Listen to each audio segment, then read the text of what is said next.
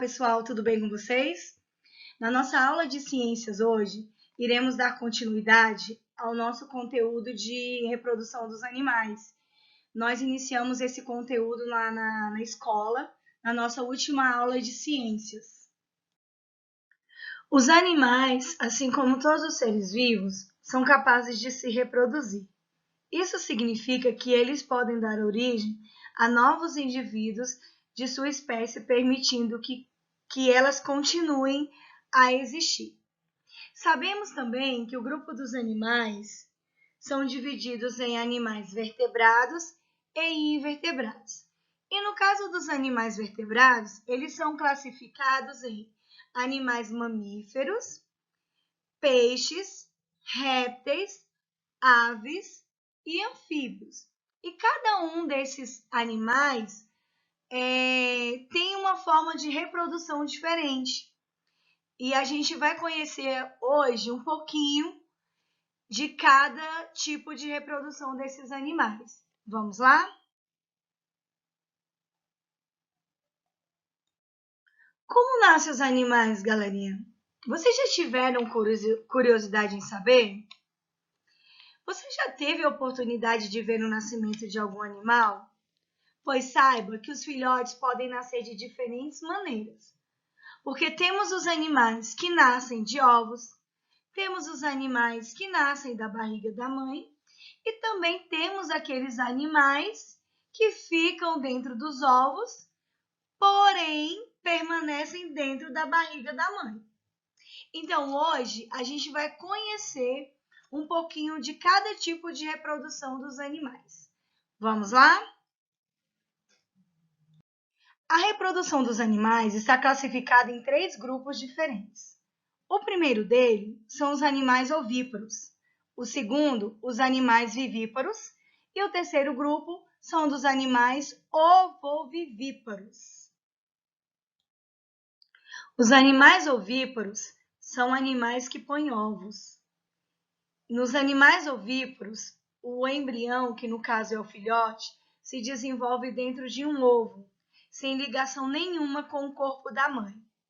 Nas espécies ovíparas, para a gestação é necessário manter a temperatura ideal para o filhote. Então, alguns animais chegam a se sentar sobre os ovos para mantê-los aquecidos. Esse fato é chamado de incubação. Quando o filhote está pronto no ovo, acontece a eclosão. O que é a eclosão? A eclosão é quando o ovo se abre para o filhote sair.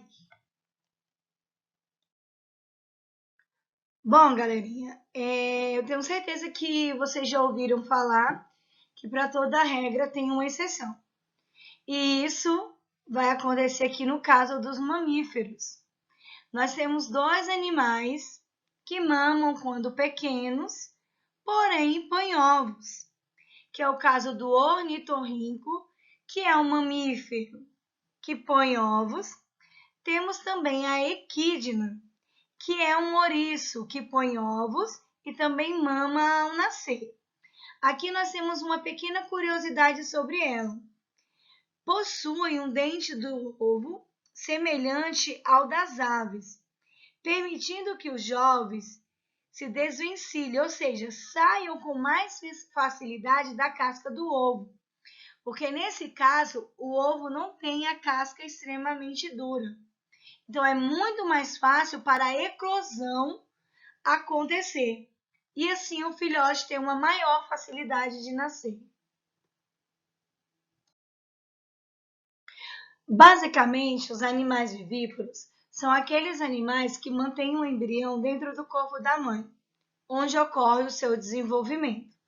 Aqui nós temos 2 exemplos, né, que deixa bem claro a forma de reprodução. Não percebemos ovos, né, porque são animais vivíparos. No caso dos animais vivíparos, os nutrientes para o desenvolvimento do embrião vêm direto do corpo da mãe. Então, todo o cuidado que o filhote precisa durante a gestação, ele recebe por meio do organismo da mãe. Inclusive, tem até um nome, que a gente se dá ao cordão umbilical. O que é esse cordão umbilical? Ele liga o feto, ele liga o bebê à mãe. Então, tudo que a mãe consome, todos os nutrientes necessários serão passados para esse bebê por meio do cordão umbilical. Bom, galerinha, vocês já pararam para observar como os animais ovovivíparos se reproduzem? Nesse caso, o embrião se desenvolve dentro de um ovo. O ovo fica chocando dentro do corpo da mãe e quando nascem, já nascem sem os ovos. O tubarão branco é um exemplo de animal ovovivíparo, o cavalo marinho e a jiboia também. Uma coisa importante que a gente precisa deixar destacado aqui é a respeito da alimentação desse embrião, enquanto ele está dentro do organismo da mãe. Nesse caso, o embrião obtém do ovo todos os nutrientes necessários para se desenvolver. Ou seja, é um transporte da mãe para o filhote. Então, enquanto ele está dentro do corpo da mãe, ele não precisa de nenhum outro alimento além daqueles que a mãe vai fornecer para ele. Metamorfose dos animais. Quando falamos em metamorfose dos animais, nos referimos às mudanças que ocorrem na estrutura, no corpo e até mesmo na forma de vida de alguns animais, durante o seu desenvolvimento. Aqui temos o exemplo do sapo e o exemplo da borboleta. No slide a seguir, nós iremos perceber as etapas de desenvolvimento de cada uma deles, ok? Vamos lá? Bom, galerinha, aqui a gente tem uma forma de reprodução da borboleta. Assim como nós já vimos, a borboleta ela passa por um processo de metamorfose. Ela nasce de um jeito, quando ela chega à fase adulta, ela está de outra forma. Então, a gente costuma dizer que os animais que passam por metamorfose, eles sofrem grandes transformações ao longo do processo de desenvolvimento. Aqui nesse primeiro slide, eu mostrei aqui para vocês os ovos. Né? A primeira coisa são os ovos. Os ovos são postos. Depois dos ovos, a gente vai ter a lagarta. A lagarta vai se desenvolver e aí ela vai se envolver em uma casca dura chamada crisálida. Essa casca ela vai proteger a borboleta por um bom tempo, até ela estar pronta para poder sair. Aqui nessa outra imagem aqui depois do casulo, nós temos uma borboleta jovem. Ela já está se preparando para ganhar o mundo, ou seja, para poder voar, para poder viver como uma borboleta. Porque até então ela era uma lagarta. Então aqui a gente pode ver os 3 processos de desenvolvimento da borboleta. A borboleta na fase jovem e a borboleta na fase adulta, onde ela já está pronta para voar. Então, esse ciclo aqui, eu procurei o mais simples possível para que vocês possam compreender esse processo da metamorfose da borboleta. É um processo muito interessante, né? E além do processo da borboleta, nós temos também o processo dos anfíbios, que é o caso do sapo, que eu também vou mostrar para vocês. Como um exemplo de metamorfose completa, podemos citar a metamorfose da borboleta. Esse animal eclode do ovo, ou seja, o ovo se rompe e o animal sai, como uma larva que se alimenta intensamente.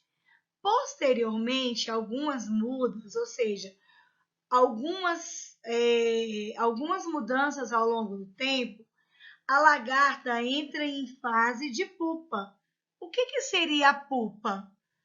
A pupa, ela fica presa no interior da crisálida, que é mais ou menos o formato de um casulo. Nessa fase, não há alimentação e o animal sobrevive apenas de suas reservas acumuladas. Apenas algum período ocorre a eclosão, ou seja, os ovos se rompem e a borboleta adulta está formada. Bom, gente, na metamorfose dos anfíbios,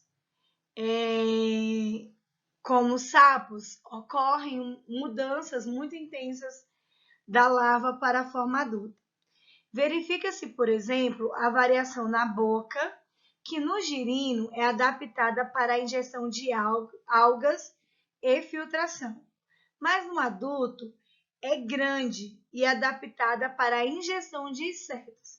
A respiração também sofre uma grande mudança. Na metamorfose do sapo, primeiramente nascem as pequenas larvas de ovos, chamadas de girino. Essas larvas possuem caudas, como vocês podem ver aqui, próximos à palavra girinos. Tá vendo? Eles possuem caudas. Com o passar do tempo, eles vão adquirindo formas, eles vão perdendo essa cauda e aí vão tomando a forma realmente do sapo, né? Então, eles também passam por um processo de transformação. Vocês podem perceber que depois das larvas, eles viram girinos, que inclusive têm caudas, bocas bem pequenas, né?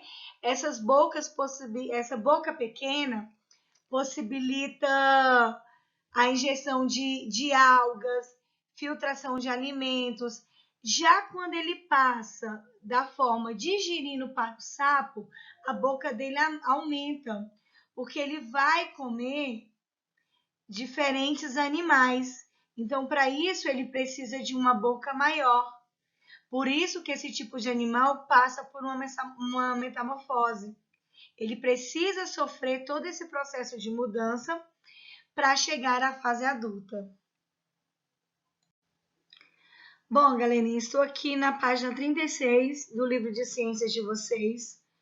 Fala sobre a reprodução dos animais. E aí nós temos um tópico aqui, ó. Vamos pesquisar como ocorre a reprodução e o desenvolvimento de alguns animais. Você sabia que nem todos os filhotes são cuidados pelos pais? Considere, por exemplo, as tartarugas que você estudou no capítulo anterior. Mesmo dentro do ovo, os filhotes não contam com ninguém para cuidar deles. Isso acontece também com o bicho da seda e as rãs, por exemplo. E no caso desses dois animais, há algo mais curioso. Ao nascer, os filhotes são bem diferentes dos adultos. Eles passam por uma transformação radical durante o seu desenvolvimento. É o que a gente chama de metamorfose, que a gente acabou de ver no slide anterior. Saber que a diversidade de formas de reprodução e de desenvolvimento é importante, pois, além de aprendermos mais sobre os seres vivos, adquirimos conhecimentos que nos possibilitam protegê-los da extinção. Pense em um peixe muito consumido como a sardinha. Todos os anos, as fêmeas da sardinha desovam em 2 períodos. No inverno e entre o fim da primavera e no início do verão. Cada fêmea põe ovos mais de 10 vezes durante esses períodos. Você já pensou no que poderia acontecer com as sardinhas se elas fossem pescadas o ano todo, sem intervalos? Saber que as sardinhas se reproduzem em determinadas épocas é muito importante. Assim, podemos evitar que elas sejam pescadas nas épocas em que se reproduzem. Então, até nisso, a gente tem que ter um cuidado. O resultado é que mais ovos poderão ser postos e que a população de sardinha poderá se manter. Ou seja, aí nós temos o cuidado com os animais. A nossa obrigação é proteger as espécies. Na página seguinte, nós temos uma atividade que diz assim: com um colega, faça pesquisa sobre a produção e o desenvolvimento de diferentes animais.